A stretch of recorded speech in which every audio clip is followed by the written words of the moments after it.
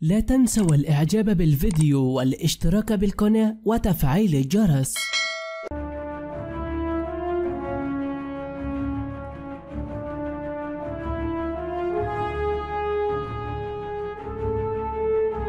السلام عليكم ورحمة الله تعالى وبركاته.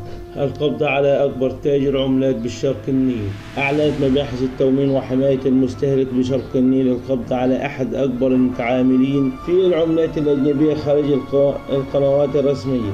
وقال المكتب الصحفي للشرطة أن قوى من مباحث وحماية المستهلك بشرق النيل تمكنت من القبض على المتهم، وذلك عقب توفير معلومات لها تفيد بنشاطه في العملات بالنقد الأجنبي وبالبيع والشراء خارج القنوات الرسمية. ونبهت الشرطة إلى أنها فور ذلك قامت بتشكيل فريق ميداني لجمع وتأكيد المعلومات. ووضحت الشرطة بأن الفريق الميداني تواصل لمعلومات دقيقة حول نشاط المتهم الإجرامي ليتم بموجب ذلك تحديد ساعة الصدق والمداهمة المنزل المتهم.